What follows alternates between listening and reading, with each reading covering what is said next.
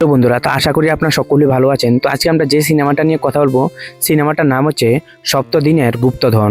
তো দেরি না করে কাহিনী শুরু করে দিই। কাহিনী শুরুতে আমাদেরকে সুন্দরবনকে দেখানো হয়, যেটা এখন ইন্ডিয়ার সাইডের মধ্যে আছে। সে সুন্দরবনের মধ্যে একজন লোক এসেছে। সে সুন্দরবনে নামার পর তার সেই জায়গার মধ্যে কিছু জিনিস আসে বা কেউ এসে তাকে সেই জায়গার মধ্যে মেরে ফেলে। এই আমাদেরকে মেন ক্যারেক্টার দেখানো হয় প্রফেসর সুবর্ণ সেন, তারপরে তার অ্যাসিস্ট্যান্ট দুজন, একজনের নাম হচ্ছে আবির, আরেকজনের নাম হচ্ছে ঝুমকি। আবির নামে ছেলেটা সে সব সময় কিছু না কিছু খেতেই থাকে। তাদের কথাবার্তা শুনে আমরা বুঝতে পারছিলাম যে তারা দুজন একজন আত্মীয় লাগে।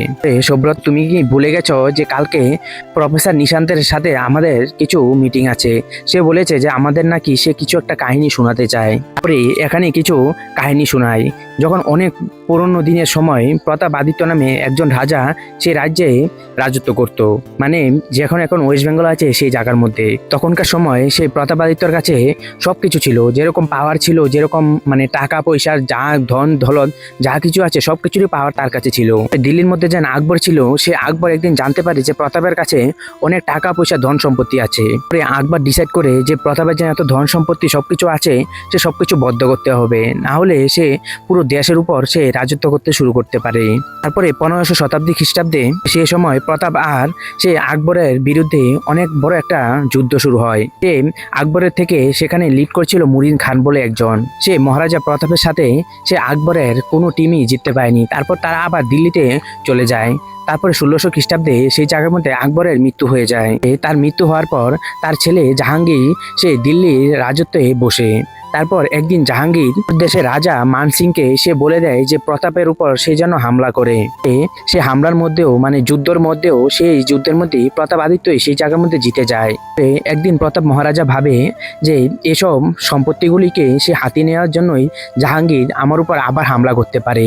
তারপর সে অনেক ভেবেচিন্তে সে একটা কাজ করে। প্রতাপ তার সেনাপতিকে ডাক দিয়ে বলে যে দেখো, আমাদের কাছে এত সম্পত্তি আছে, তাই জন্য আমাদের উপর হামলা করার জন্য অনেক তাদের আকৃষ্ট হয়ে উঠছে। তাই জন্য আমাদের কাছে যে সম্পত্তিগুলি আছে সে সম্পত্তিগুলি কোনো না কোনো জায়গার মধ্যে আমাদেরকে লুকিয়ে রাখতে হবে, না হলে আমাদের দেশ চলতে অনেক কষ্টের মধ্যে পড়ে যেতে পারি পরে আমরা। তার সেনাপতি তার যে এখানে প্রতাপের রাজ্যের মধ্যে যে স্বর্ণ গয়নাগুলি ছিল সে সবকিছু নিয়ে সে সুন্দরবনের জঙ্গলের দিকে চলে যায়। আর এখান থেকে সে স্বর্ণগুলি বা গয়নাগুলি সে একজনই বের করতে পারবে।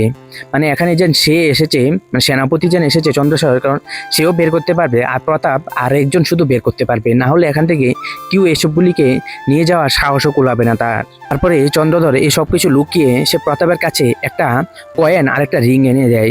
সে বলে যে এসব কিছু বের করানোর জন্য আপনি এই দুটোটা নিয়ে গেলে সুন্দরবনের মধ্যে সেখান থেকে আপনি বের করে আনতে পারবেন। পরে তার কিছুদিন পরেই সেই জায়গার মধ্যে প্রতাপাদিত্য আর মানসিংয়ের মধ্যে আবার লড়াই হয়। সেই লড়াইয়ের মধ্যে প্রতাপাদিত্য সে হেরে যায়, মানসিং জিতে যায়। তারপর প্রতাপাদিত্য শরীরের মধ্যে অনেক ঘাও ছিল, দিকে তাকে পাঠিয়ে দেয়। আর সেখানে যেতে যেতে সে রাস্তার মধ্যে তার মৃত্যু হয়ে যায়। সেখানে যেতে যেতেই একজন বাংলার একজন ব্রাহ্মণ তাকে অনেক সেবা যত্ন করে, মহারাজা প্রতাপকে। ব্রাহ্মণটাই যে প্রতাপের দেহটাকে সে দেহ থেকে পুরো সবকিছু যা রীতি রিবেজ আছে সবকিছু ভাবেই সে সবকিছু শেষ করে দেয় সে ব্রাহ্মণটা। আর মানুষও ধীরে ধীরে মহারাজা প্রতাপকে বলতে শুরু করে দেয়। পরে এসব কাহিনী সবকিছু শোনাচ্ছিল প্রফেসর নিশান্ত, এখানে যেন আবির এসেছিল, আবির আর ঝুমকি আর প্রফেসর সুব্রতকে। জায়গার মধ্যে প্রফেসর সুবর্ণ ছিল। আর তখন সে আংটিটা আর সেই রিংটা যখন তাদেরকে দেখায়, তখন প্রফেসর সুবর্ণ সে বুঝতে পেরে গেছিল যে এসব কিছু সে যেন কাহিনীটা বলেছে মিথ্যা বলেনি। আমরা জানতে পারি যে ব্রাহ্মণটা ছিল যে প্রতাপের সবকিছু দেখভাল করেছিল, সে ব্রাহ্মণটার পরিবারের মধ্যেই সেই নিশান্ত প্রফেসর নিশান্ত এটাও বলে যে আমাদের যে পরিবারের মধ্যে এটা পরিবারের পর পরিবার এটা শুধু করেই আসছে, কিন্তু এখনো অবধি কেউ বেরও করতে পারেনি যে সেই জায়গার মধ্যে কি আছে বা সত্যি কি কিছু আছে নাকি না। প্রফেসর নিশান্ত এটাও বলে যে শুধু এসব যদি আপনি তারপর প্রফেসর নিশান্ত এটাও বলে যে এইসব কিছু শুধু বের করতে পারলে আপনি বের করতে পারবেন। তারপর প্রফেসর নিশান্ত বলে যে আমি এসব কিছু যাচাই করতে চাই যে সত্যিকারে কি এখানে সম্পত্তি আছে কি না সে আমি জানতে চাই। তারপর প্রফেসর সুবর্ণ বলে যে দেখুন, আমি এসব কাজ করতে পারবো না বা আমি এসব কাজ ছেড়ে দিয়েছি। পরে নিশান্ত বলে যে আমার বাবাও এসব নিয়ে অনেক যাচাই করেছিল, আমার বাবাও অনেক অনেক কিছু ভেবে বেরও করেছিল, কিন্তু আমার বাবা সব কিছু সফল করতে পারেনি। আর আমার জন্য আমার বাবা একটা বইয়ের মধ্যে লেখে সেটা রেখে গিয়েছিল, কিন্তু কোথায় রেখে গিয়েছে সেটা আমি জানিনি। আর আমার কাছে একটা লেটার দিয়ে গেছিল, আর লেটারটাও প্রফেসর সুবর্ণকে দেখায়। নিশানান সে তার বাবা যেন লেটারটা লিখে গিয়েছিল, সে লেখাটা পড়ে সে কোনো কিছু বুঝতে পারেনি। তাই জন্য প্রফেসর সুবর্ণকে সে লেটারটা দেখায়। তারপর লেটারটা দেখে প্রফেসর সুবর্ণ সেও কিছু কিছু বুঝতে শুরু হয়, সেও কিছু কিছু বুঝতে পারে। পর তারা সে মানে তার জন্য যখন লেখাটা রেখে গিয়েছিল, সে লেখার মধ্যে ছিল যে সব কিছু সে অলমোস্ট বেরই করে নিয়েছিল, মানে নিশানের বাবা যে যে সে খাজানাটা কোথায় আছে বা কি করছে সে সব কিছু বের করে নেয়। তারপর সেখান থেকে বলে দেয় যে একটা মনসা কাব্য বইয়ের মধ্যে সে সবকিছু লুকিয়ে গিয়েছে, কিন্তু মনসা কাব্য বইটা এখন তার বাবার লাইব্রেরির মধ্যে আছে। তারপর তারা অনেকক্ষণ খোঁজাখুঁজি করার পর সে বইটা তারা বের করে নেয়। নিশানানদের বাবা তাকে এটাও বলেছিল যে খাজানাগুলি পেয়ে সে যেন লালসি না করে, সে এই খাজানাটি সে যেন গরিব কারোর কাছে দান করে দেয় বা গরিবদেরকে যেন সাহায্য করে দেয়। তারপর প্রফেসর নিশান্ত সে বলে দেয় যে দেখুন আমার বাবা অনেক পরিশ্রম করে গেছে এসব বের করে, আর এটা আমি বের করে সরকারের কাছে দিয়ে দিতে চাই বা লোকেদের আমি সাহায্য করতে চাই। আর প্রফেসর সুবর্ণ সেটা শুধু আপনিই পারবেন। তখন প্রফেসর সুবর্ণ বলে যে দেখুন নিশান্ত বাবু, এসব এখন আমি এসব কিছু করতে চাই না, আর এসব বের করতে গেলে আপনার যে বাবার ডায়েরিটা সেটা তো অবশ্যই লাগবে। তখন বলে যে ঠিক আছে, আমার বাবার ডায়েরিটা আমি কালকে দেবো, কারণ অনেকদিন পর তো আমার বাবার ডায়েরি আমার হাতে পেয়েছি, তাই জন্য আমি আজকে রাত্রে একটু সময় স্পেন্ড করতে চাই বাবার ডায়েরিটা পড়ে। তারপর এসব কথা বলার পর সুবর্ণ সেখান থেকে চলে আসে। প্রফেসর সুবর্ণ সে একটা কফির মধ্যে চলে যায়, আর সেখানে আবির আর ঝুমকিও তার সাথে জিদ করে শুরু করে দেয় যে সেও তার সঙ্গে যেতে চায়। কিন্তু আবির বলছিল, কিন্তু প্রফেসর সুবর্ণ বলছিল যে এখন তোমাদের বিয়ে হবে, আমি এখন তোমাদেরকে এখানে নিয়ে কোনো রকমের বিপদে পড়তে চাই না। আবির আর ঝুমকি সে অনেকক্ষণ রিকোয়েস্ট করার পর সেই জায়গার মধ্যে প্রফেসর সুবর্ণ সে রাজি হয়ে যায়। তারপরে আমরা দেখতে পাই যে প্রফেসর সুবর্ণ সে একটা মানে একটা ভালো একটা পুরস্কার পায়, কারণ সে একজন হিস্টোরি টিচার, আর সে অনেক ভালো জিনিস বের করেছে হিস্টোরি সম্পর্কে। তাই জন্য বাংলার যে সুপারস্টার প্রসেনজিৎ তাকে দিয়ে তাকে একটা পুরস্কার দেওয়া হয়। তারপর তারা যখন এরকম পুরো অ্যারেঞ্জমেন্টগুলি সবকিছু শেষ করে সে বাইরে বেরোয়, পরেই সেই জায়গার মধ্যে একজন পুলিশ অফিসার চলে আসে। পুলিশ অফিসার বলে যে এখন আপনি আমাদের সঙ্গে থানায় যেতে হবে। তখন বলে যে কেন থানায় যাব? তখন বলে যে নিশানাথ বাবু মারা গেছে কালকে রাত্রেবেলায়। সেই পুলিশ অফিসারটা বলে যে নিশানাথ বাবু কালকে রাতে মারা গেছে, আর লাস্ট অব্দি সিসি ক্যামেরার মধ্যে ধরা পড়েছে যে আপনারাই তার সঙ্গে ছিলেন। কমিশনার স্যারই আমাকে বলেছে আপনাদেরকে নিয়ে যাওয়ার জন্য, তাই জন্যই আমি চুপচাপই এসেছি আপনাদেরকে নিয়ে যাওয়ার জন্য। পরে আমরা দেখতে পাই যে অফিসার সুবর্ণবাবু আর আবির আর ঝুমকি তারা একটা বেডের মধ্যে পড়ে আছে, তাদের হাত পাগুলি বেঁধে। আমরা দেখতে পাই যে সেই জায়গার মধ্যে সে যে পুলিশ লোকটা ছিল সেখানে চলে আসে, আর পুলিশ লোকটা সে পুলিশ ছিল না, তার নাম হচ্ছে সেলিম। তখনই আমরা বুঝতে পারি যে তাদেরকে নিয়ে সেই সেলিম নামের লোকটা সে মানে বান্দরবনের সে। তারপরে আমরা দেখতে পাই যে সেলিম নামের লোকটা তাদের তিনজনকে নিয়ে সুন্দরবনের দিকে চলে যাচ্ছিল, আর তখনই আমরা বাগচি আর সরকার নামে দুজন পুলিশ অফিসারকে দেখতে পাই যে তারা দুজন একজন প্রফেসর সুবর্ণকে সাপোর্ট করে, আরেকজন সাপোর্ট করে না।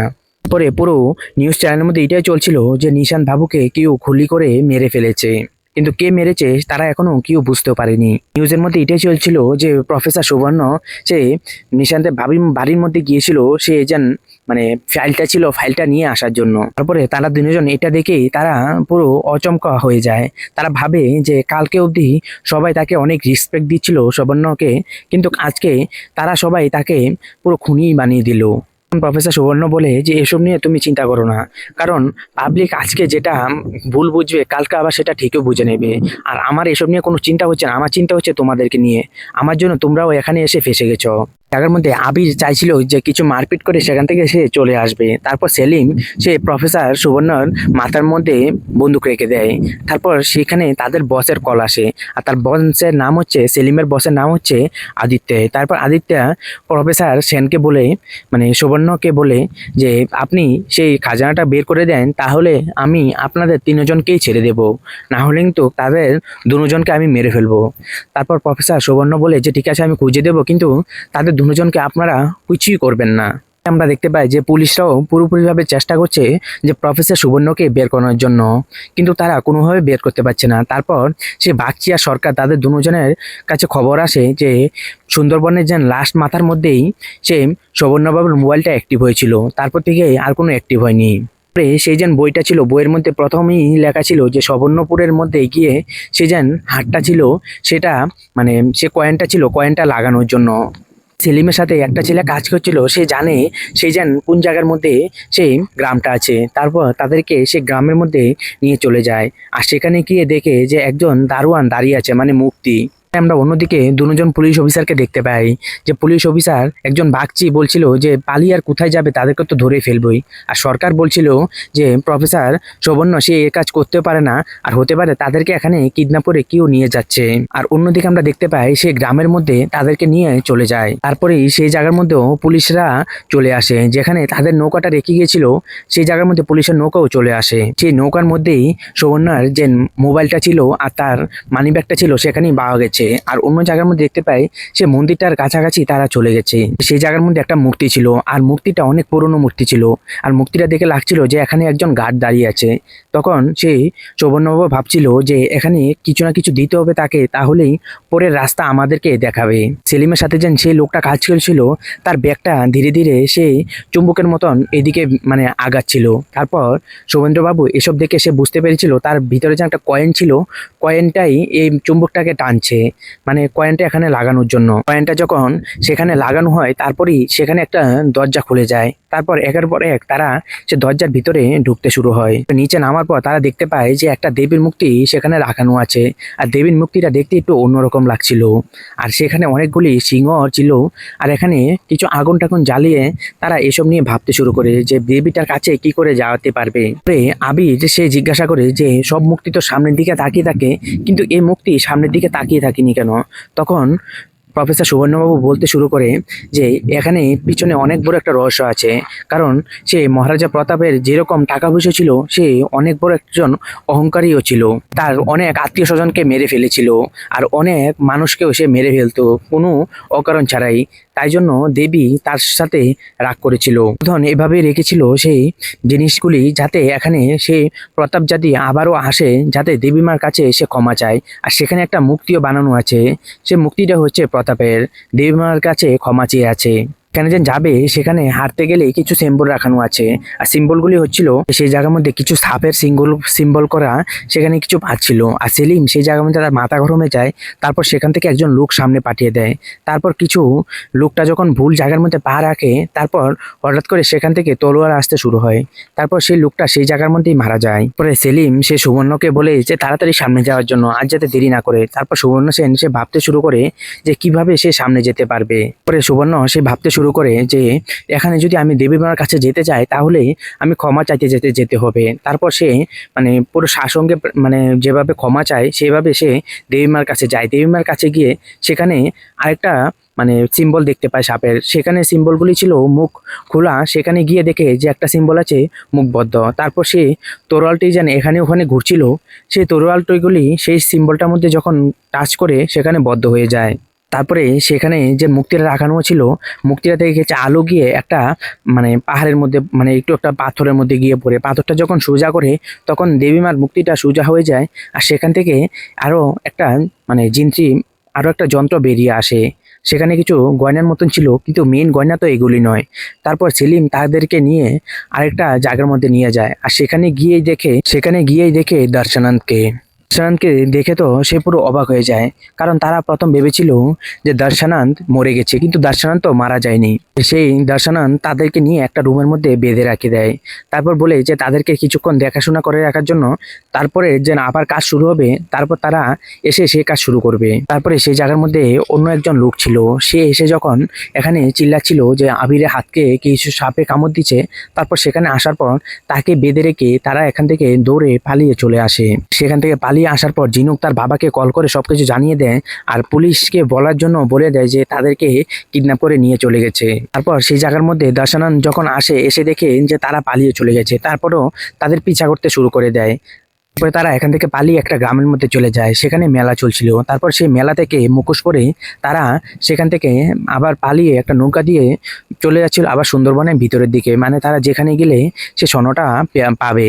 তারপরে তারা কিছু বনের ভিতরে আসার পর সেই যে গার্ডরা ছিল তাদের সঙ্গে এসেছিল, তারাও সেখানে বলে যে তারা আর ভিতর বনে যাইতে চায় না, তাদেরকে এখান থেকে ছেড়ে যাওয়ার জন্য। তারপর তারা ভিতরে আসার পর দেখতে পারে যে এখানে আরেক ধরনের জনজাতি বসবাস করে।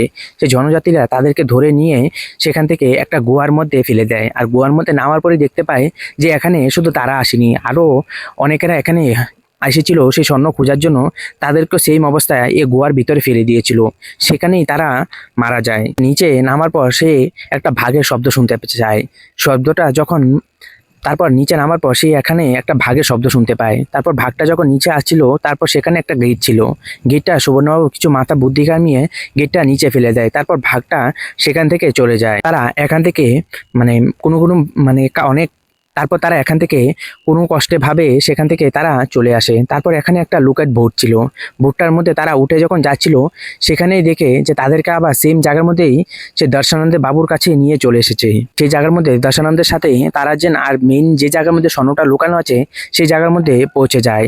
তারপরেই সেই জায়গার মধ্যে পৌঁছার পর দেখতে পাই যে এখানে তিনটা মূর্তি লাগানো আছে, কিন্তু তিনটা মূর্তির কোনটার নিচে স্বর্ণটা আছে তারাও জানে না।